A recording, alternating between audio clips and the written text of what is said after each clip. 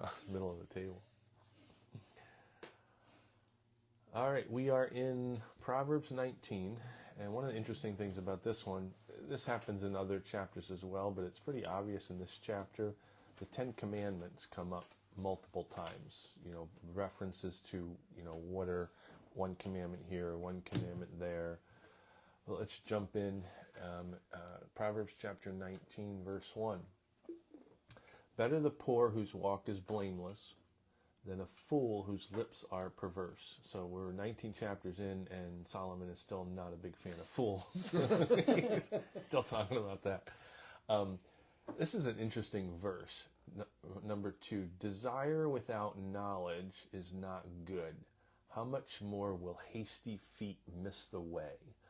And so a couple things I wrote about this is, it's interesting, is be careful what you're passionate about, because it ought to be the right thing. It says desire without knowledge is not good. So there's the potential that you can be passionate about something but not have the knowledge that you need for it, or, to basically choose wrong. How much more will hasty feet miss the way? The idea there is be careful what you're passionate about. It has to be the right thing. And truth be known, as we know this from a broken and a sinful world, is you can be passionate for the wrong thing. You can have tremendous passion for the wrong thing. And passion for the wrong thing can be very destructive, which is why he says hasty feet will miss the way. This is, I think, also kind of where this phrase, look before you leap, comes from. Oftentimes we use that phrase, and that's a kind of a bit of a derivative of that particular verse. Verse 3, a person's own folly leads to their ruin, yet their heart rages against the Lord. Wealth attracts many friends, but even the closest friend of the poor person deserts them. A false witness will not go unpunished, and whoever pours out lies will not go free. And so there's the first one of you shall not bear false witness, as one of the 10 commandments that comes up. Verse 6, many curry favor with a ruler, and everyone is a friend of one who gives gifts. And what I wrote here is, this is where the phrase, he's a suck-up, comes from. Verse 7, the poor are shunned by their relatives. How much more do their friends avoid them? Though the poor pursue them with pleading, they are nowhere to be found. The one who gets wisdom loves life. The one who cherishes understanding will soon prosper. And here's this phrase again from the 10 Commandments. A false witness will not go unpunished, and whoever pours out lies will perish. It is not fitting for a fool to live in luxury. How much worse for a slave to rule over princes? A person's wisdom yields patience. It is to one's glory to overlook an offense. A king's rage is like the roar of a lion, but his favor is like dew on the grass. A foolish child is a father's ruin, and a quarrelsome wife is like the constant dripping of a leaky roof. We were talking about that. This goes back to something that I think was brought up at one point, is why do they diss on women in the book of Proverbs? And they don't completely diss on women, because obviously you have Proverbs 31, which is, the way of a great woman. But one of the things, I don't know if we talked about this, one of the things I'll bring up here is the fact that he is in to some degree writing this to other men, and especially to young men. And so if we say he disses on women, well, he disses on everybody equally. Because there's, he disses on the fool, he disses on, all different people here. But oftentimes the reason the wife is brought up is because he is writing to men, primarily, at least as it was written by Solomon initially. Verse 14, houses and wealth are inherited from parents, but a prudent wife is from the Lord. Laziness brings on deep sleep, and the shiftless go hungry. We've had conversations about that one before. Whoever keeps commandments keeps their life, but whoever shows contempt for their ways will die. Whoever is kind to the poor lends to the Lord, and he will reward them for what they have done. Discipline your children, for in that there is hope. Do not be a willing party to their death. So I'm going to sit with this for a minute, because this is an interesting phrase, because it goes from the idea of just simply disciplining your children to being a party to their death, which is a pretty extraordinary leap. When you think about it, it's like you think of a verse and you say, well, discipline your children so they don't go wayward when they're older. But this one takes it to a pretty strong extreme, where it basically, the suggestion here is if you don't discipline your children, you could be a willing party to their death. That's kind of what this is suggesting. And I think it's that way on purpose, because, to be honest, it is true that the person who is undisciplined is more likely to put themselves in a situation where death could occur. And it starts from the very young age. Is one of the things I always ask people about when we talk about discipline is if you have a 3-year-old and the 3-year-old is, decides to run away from mom and dad, and they're running toward traffic, and the only thing you can do to stop them at the last second is to reach out and to grab a hold of their arm, and let's say you dislocate their arm from their shoulder. You have hurt them, which in a normal circumstance, if you did that, you would be up on child abuse. So you have hurt your child, but why have you hurt them? You've hurt them to save their life ultimately. And to me, that's what proper discipline is all about. It's a short period of time of hurt so that they do not have a long period of time of worse hurt later in their life. So the idea, and I think, the idea of spare the rod, spoil the child, I think that ideas of corporal punishment, and what I saw with my children is it was when the threat of corporal punishment, of a spanking or something like that, was present, then they discovered what discipline was, and they only needed the spanking once or twice before they got the idea, and it led to them being able to better discipline themselves in the long run, because the young mind develops and says to themselves, if I do this, it may be associated with pain later on, so I shouldn't do this. And so when they get to be 16 or 17 and they have a run-in with the law, the question is, do they understand that if they don't toe the line, if they don't discipline themselves, then there could be a world of hurt later on.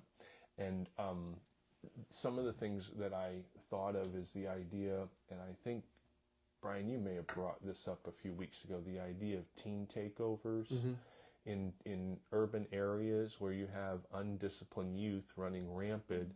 And there's going to be ultimately, potentially, if that is allowed to run to a far enough extent, there's going to be death associated with it, almost guaranteed. In fact, there may have already been circumstances like that, but it's going to happen. So if people are not disciplined when they're young, then that indiscipline eventually is going to catch up to them, and it's going to catch up to them in pain, and it may catch up to them in death. The other one I saw that was interesting is just today it came out that there were 14 current and former students at Penn State were arrested for running a major cocaine ring in multiple states. And in fact, the particular fraternity that all the arrests have come from, this one fraternity, some of the initiation rites for the hazing process has been to have to pack up the cocaine and ready it for distribution there at the fraternity. And so you think to yourself, young people who are at a very good university, who have a great future, would put themselves in this kind of position, and why would they? And there's something that goes wrong with the discipline of them not understanding that this is a really bad idea, what they're doing. And now they're looking at multiple year jail time because that it's not just about using, it's about buying and selling, it's about going across state lines, and they're in for a lot of challenges.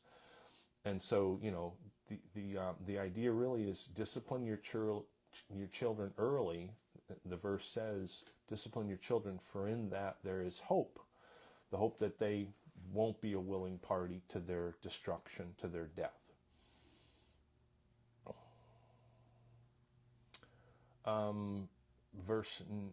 We'll have a little bit of discussion on that, verse 18, when after we take our break. This one we'll have a little discussion on also, is verse 19. A hot-tempered person must pay the penalty. Rescue them, and you will have to do it again. So that's an interesting one also, because basically what it's suggesting is there are certain behaviors or activities that somebody can be involved in that you allow the judgment to take place upon them. You don't let them off the hook. Because the suggestion is, if you let them off the hook, the behavior will continue. And in this case, it's anger. It's a hot-tempered person. And so the other side about disciplining children or helping people understand to live a disciplined life is sometimes you need to let them fail so they learn. And that's exactly what this verse is suggesting, is the person who is hot-tempered, if you let them off the hook, if you rescue them, the behavior, potentially, they're not going to learn. The behavior is going to continue. Verse 20, listen to advice and accept discipline, and at the end you will be counted among the wise. Many are the plans in a person's heart, but it is the Lord's purpose that prevails. What a person desires is unfailing love, better to be poor than a liar. So interesting, those two don't seem to go together, but it is better to be poor than to be a liar. There's another 10 commandments, thou shalt not lie. The fear of the Lord leads to life, then one rests content, untouched by trouble. A sluggard buries his hand in the dish, he will not even bring it back to his mouth. And that's like the end product of the sluggard is the thing that they are so passionate.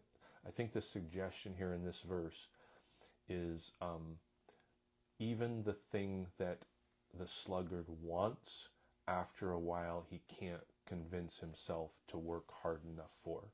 So they just lose all motivation in the end of what happens to a sluggard. Flog a mocker, and the simple will learn prudence. Rebuke the discerning, and they will gain knowledge. So Solomon actually suggests pain as a motivator throughout Proverbs. He says, flog a mocker. Flogging, whipping was a type of corporal punishment. It was, in history, it's been a normal part of penal codes throughout history of all different religions. Interestingly enough is, and I looked this up because I was just curious, is still today, there's probably somewhere in the range of 15 to 20 countries that actually still use whipping and flogging as a means of punishment. Most of them are Muslim countries because of their penal code still uses corporal punishment as a way of punishing people for their behavior. Singapore does, yes. In America, the last known flogging was in Delaware in 1952. It was on the books in Delaware until 1972. And they were the last state that outlawed any kind of physical corporal punishment like whipping or flogging or something like that. So I actually thought that would be interesting to discuss of, although we might get ourselves in trouble of how many of us around this table still think that corporal punishment within a penal code is acceptable. Because I will go on the record saying that I actually think that it should still be in a penal code. I think it's a workable solution in some situations. But you don't have to agree with me. Do you remember the one, there was a young man 10, 20 years ago, and it might have been in Singapore that you were, Mark, where he was an American and he got arrested. flogged. Yes. And just the Americans were just in an uproar about it. Got caned. Caning. Yeah, which is another, way They that whip, they just use a stick. they use a bamboo, rod or something like that. Yeah. Verse 26, whoever robs their father and drives out their mother is a child who brings shame and disgrace. So that one, direct connection to, again, 10 Commandments, honor your father and mother. Stop listening to instruction, my son, and you will stray from the words of knowledge. A corrupt witness mocks at justice, and the mouth of the wicked gulps down evil. And there's the bear false witness again. And then last verse in chapter 19, penalties are prepared for mockers and beatings for the backs of fools. All right, let's take a break and then we'll discuss some of this bunch of different good topics in here to discuss, and we'll pull a few out.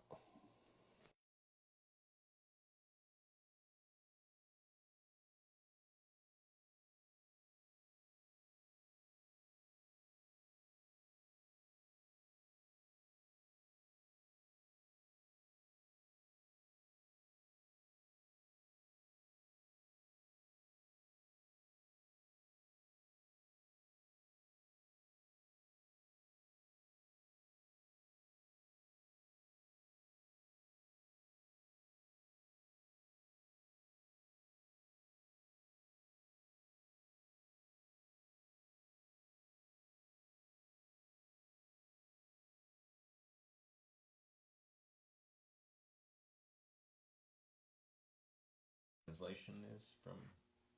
It's probably son. We can take a look, but I would bet it's the male.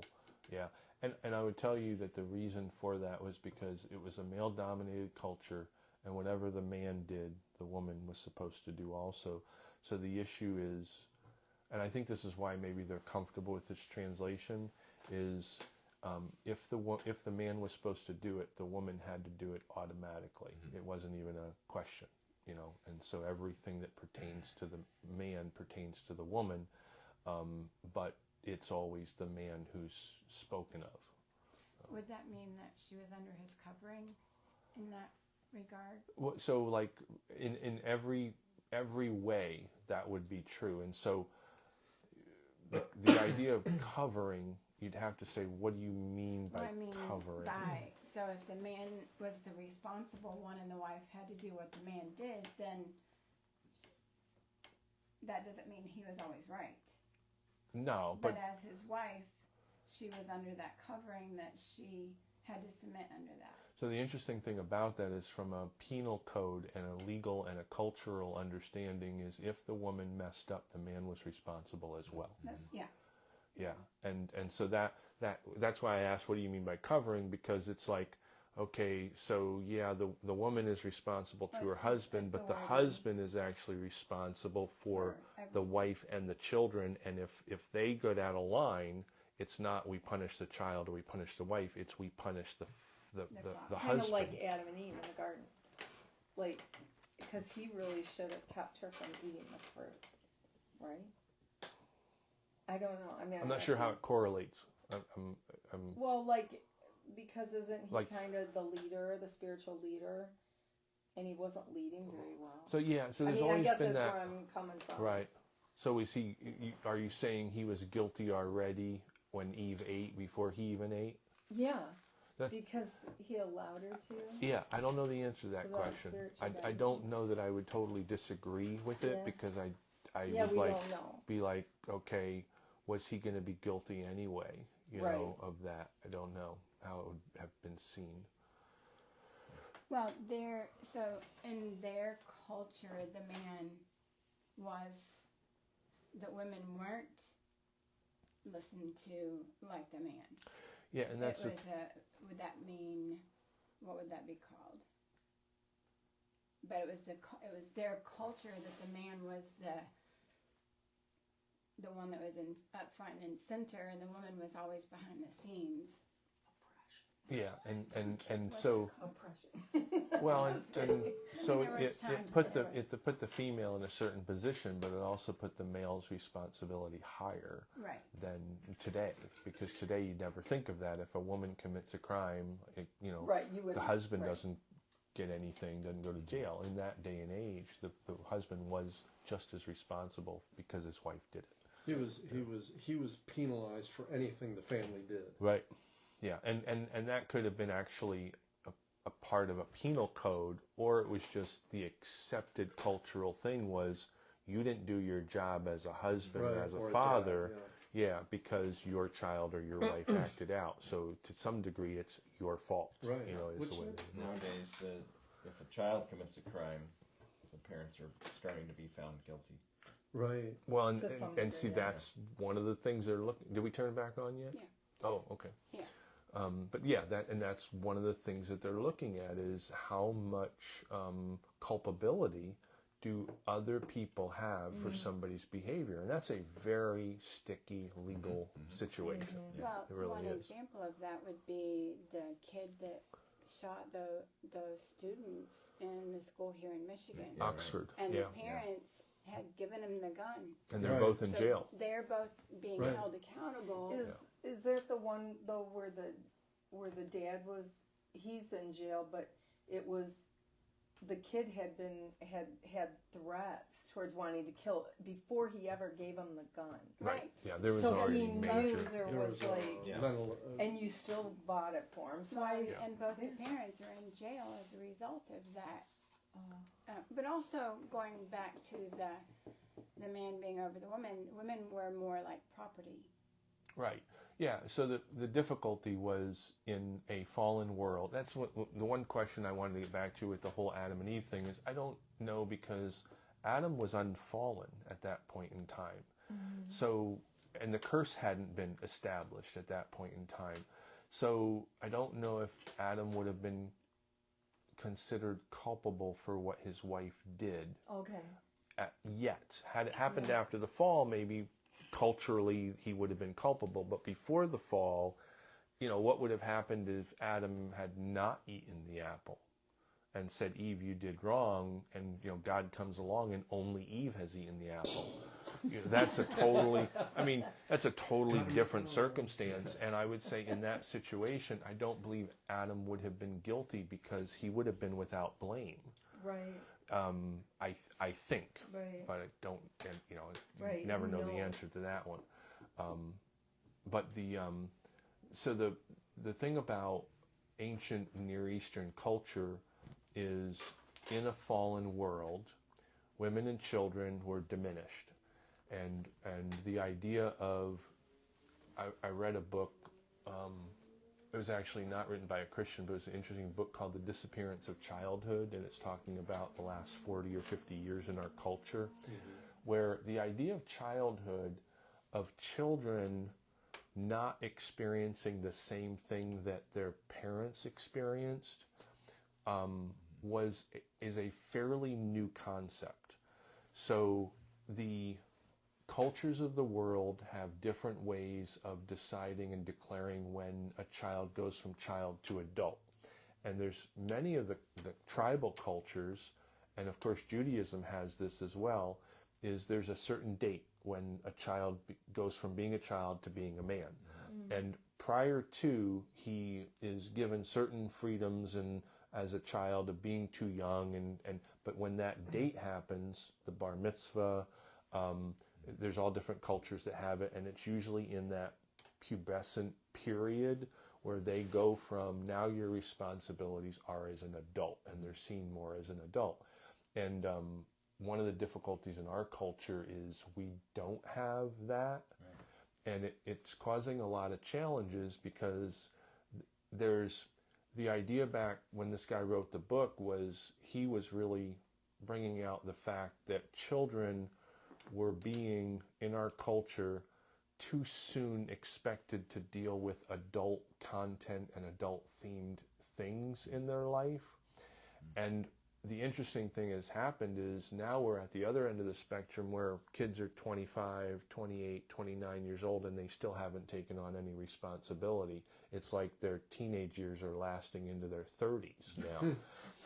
and so that's a different problem. But different cultures have dealt with that idea of childhood and moving to adulthood and responsibility, and when do you take that sort of thing on. I don't know how we got on that, sorry.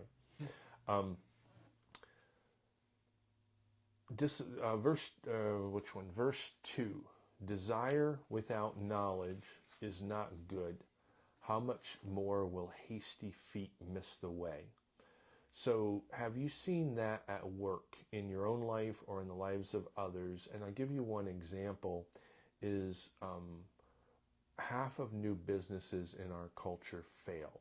Mm-hmm. And now there's all different kinds of reasons for that, but oftentimes what you will see is you will see this idea of desire without knowledge. Mm-hmm. Is they get interested in something.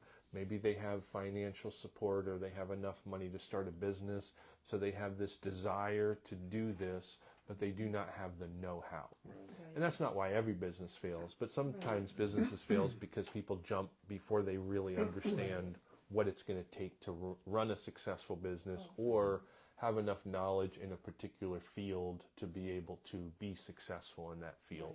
Right. Yeah.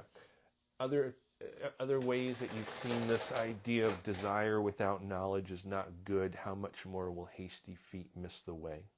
I'm sure Brian's seen it. Having been in the restaurant business, you see people that have so much excitement about opening a new restaurant, and they have no idea how to cook. Oh, no. And they don't get that knowledge of how to cook. Yes. Or how much work is it takes to be put in. Yeah, or sometimes they know how to cook, but they don't know how to run a business. That's right. They don't know how to run the front of the house or the back. Yeah. And so a lot of times, we had one guy when we worked out west, and they didn't know when to quit. The knowledge was to get to a point of that you were satisfied with the number of restaurants you opened. They got too big. Mm-hmm. Right. And they didn't know how to manage that. Like you were saying, he didn't know how to manage that size of a business. Yeah. And if he would have kept it at 4, it would have been great. You see that a lot too with restaurants where they seat 75 people and they're packed all the time. So then what do? They add on. Yeah. Or they move to a bigger facility. Or they move to a bigger facility, but they don't really increase the kitchen or the staff to handle those extra seats, and then service is slow and the business dies. Yeah. And it happens all the time. I think you can put that same, and maybe I'm wrong, but I think you can put that same verse towards things like, we've seen things like Michael Jackson, Macaulay Culkin, these child stars that they make it big as a kid, and because of the fame and the fortune that comes upon them, they can't handle it because they don't have the knowledge. Yeah. And therefore, Michael Jackson died at a young age, and on and on and on and on. These whether it's sports or music or acting, they get they hit the big time, and then it defeats them and kills them. Yeah. Justin Bieber's come out over the last few years and talk about that he'd probably be dead if he hadn't found Christ. Mm-hmm. That because of how he was treated and how people took it, because it's not even just like that you have a desire to be a big musical star, and so you do, but you become that, but you don't have the knowledge and the wisdom to hold under it. It's also the fact that people will take advantage of you, right? Because you don't have the knowledge and wisdom to know I shouldn't be hanging out with these people. I shouldn't give this guy money. And so he's come out and said, if it wasn't for his relationship with Jesus Christ, he doesn't know how he would have made it through, and he probably doesn't know how he's still alive to begin with because of all that he's gone through. The other one is like, and I'll say it because there's a couple around you guys around the table are big. When you decide to work out. So working out, desire without knowledge when you're working out leads to what? Injury. That's exactly the word I used. I mean, there's all different areas of life where you can have the desire to do something, but if you don't have the knowledge, it's not going to go in a good direction. Right. And it's business, it's all different aspects of your life. Yeah. So I want to also just bring up the idea of flogging. So does anybody want to go on record along with me to Absolutely. say that flogging? Absolutely. We think Brian's signing on pretty quick. Well, it's like we just feel like a lot of the punishments aren't strong enough, and if they were strong enough, we would have a lot less crime if things were enforced more. Yeah. I mean, you think back to the days. I think back to like the days of. It's probably started in Europe, but it made its way over here when the colonials. The stocks in the city square. Yeah. To sometimes, and I don't want to sound. Well, that was public shaming.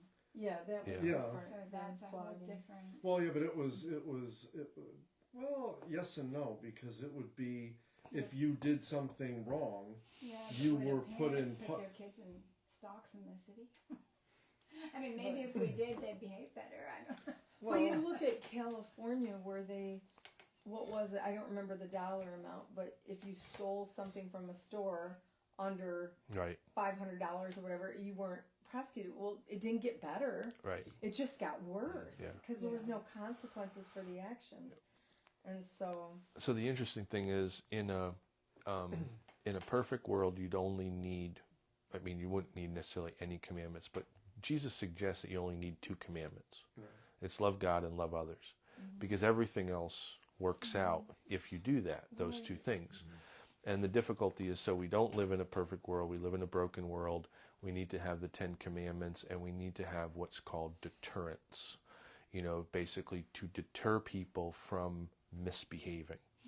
And that starts at, again, if you don't start young with discipline, whether it's a spanking, whether it's timeout or some sort of punishment, then the person makes a decision is every time I do something wrong, there's no deterrent to this. And when they get to be adults, if there still is no deterrent, then the sky's the limit on the evil they can do. And it's unfortunate that our culture is getting farther away from thinking that we can't have deterrence, that if we just have, the right culture, then everybody will act properly.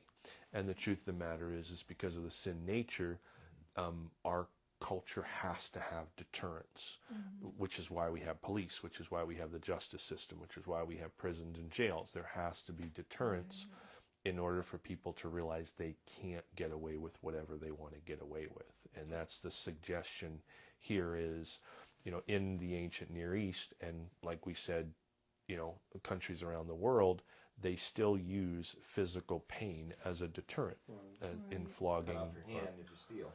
I mean, that's a little in the Is Middle it? Eastern countries, Well, it's a little extreme. There's not a whole lot of places that still do that. Yeah. That has been disappearing because that's a bit too extreme. And so that's one of the challenges within is how extreme or how appropriate can your deterrent be. The idea of the punishment fits the crime, is you have to be able to find out. And that's a hard thing for governments, penal codes, justice systems to discover what's the right balance of the punishment fitting the crime. I actually think that when Jesus was asked, and he talked about that, you've heard it said, an eye for an eye and a tooth for a tooth, but I say forgive your enemies. So what had happened in that time period is they were applying a penal code responsibility to personal relationships. And what I mean by that is they basically said, well, if my neighbor says something rude to me, an eye for an eye, a tooth for a tooth, I can say something rude back. An eye for an eye and a tooth for a tooth is actually applicable still to our culture. Jesus didn't say there's no such thing as an eye for an eye and a tooth for a tooth. He said there's no such thing in personal relationships as an eye for an eye, a tooth for a tooth. But the eye for an eye, tooth for a tooth was a part of the penal code, and it actually means exactly what we say: the punishment should fit the crime. So it's still the eye for an eye and a tooth for a tooth, in my opinion, is still applicable to our world today, but it's in the justice system and in the penal code. Jesus didn't. What happened is it started to filter into personal relationships and how people were treating one another. And that's what Jesus was saying. No, we forgive one another if somebody hurts somebody else. Now, the justice system is a different matter, and we still struggle with how do we make sure that that our justice system understands that the punishment should fit the crime. The punishment shouldn't be too severe. It also shouldn't be too lax to the particular crime. So, wasn't some of that hyperbole where it was an exaggeration to make a point? No, I don't think it was. I think it was more that they had misapplied the phrase. They had misapplied that phrase, eye for an eye and a tooth for a tooth, to personal relationships. And that's not what it was for. It was for the justice system of the idea was if somebody committed a crime, there had to be justice that measured as accurately as possible to the crime. So you didn't cut a hand off for somebody stealing a piece of candy. You know, there's some sort of punishment there for stealing, but it doesn't have to be that severe. Neither do you do what now in our culture often is doing is you have somebody doing a heinous crime and getting off with very little, Right.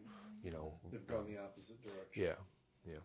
The caning in Singapore was the guy got caned for dropping a piece of paper on the ground. Oh, really? Yeah, he littered. Which I'm fine with that. I hate litters. Mm-hmm. Really. Disgusting. So I would say that the punishment didn't fit the crime if he was flogged.